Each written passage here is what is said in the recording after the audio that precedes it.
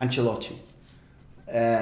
One of the things he had as a coach that was really difficult, he says the most difficult, was having to manage upwards, to manage Berlusconi, who would come in and tell him this formation, this team. Carlo's about to win as we record this weekend against Espanyol. He'll probably win the title in Spain to make it all 5 big leagues in Europe. He's won at least once. He carries a reputation of being, I've often used the phrase myself, a player whisperer. He can get great players one-on-one and convince them and bring better performances out of them. And he's clearly a good manager. Sometimes people dispute whether he's super elite in terms of the actual coaching and analytics of a match. These are millimetre differences I'm talking about. I'm not being rude about him.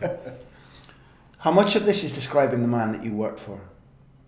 First of all, coping with those big egos in those big clubs, the way he managed that, they need to be clever. They need to be very, very smart, because big players are not easy players. They have the biggest egos in the world.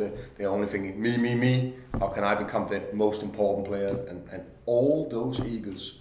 So, Dida, Seedorf, Maldini, Billy Costa Curta. Everybody Kaka, wants to be the important Pirlo, player. But these are the players you were playing with.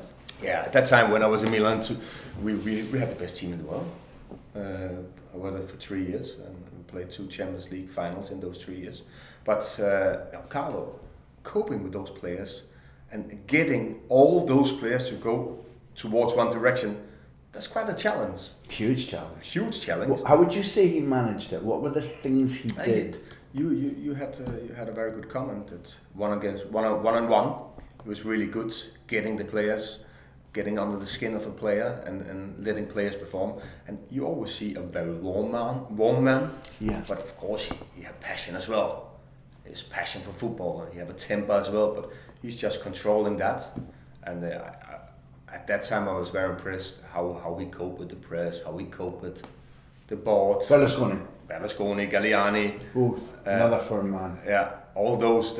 There's also a challenge, but the relationship I had with him was an excellent relationship, and there was especially the 1-against-1 when we had chats about football, but also the feeling he gave you that you were important, and what is a good manager?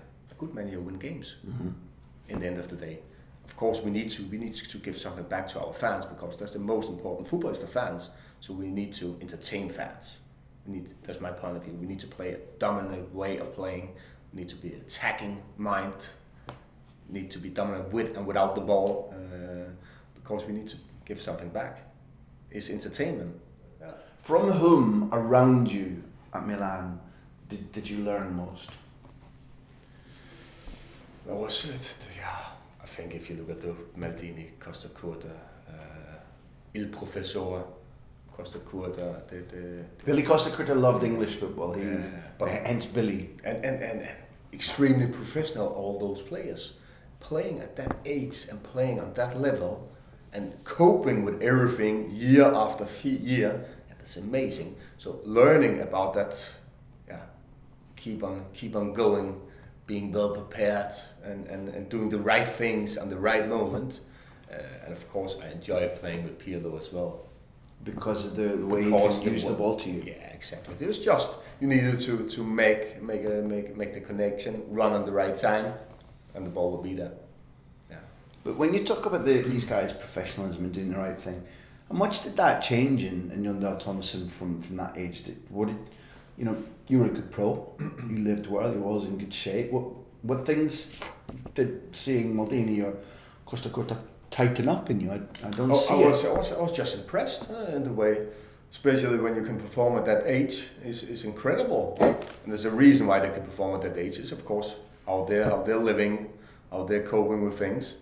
So I've also been like that. I've always been ambitious, hard-working as well. As a manager, I'm like that as well. Extreme ambition and driven about the game. What was the hardest thing about playing in that side? I think for me personally, the hardest thing was that you were not playing every game. That was tough, because we had a big group of great players, and there was only 11 who could play each time.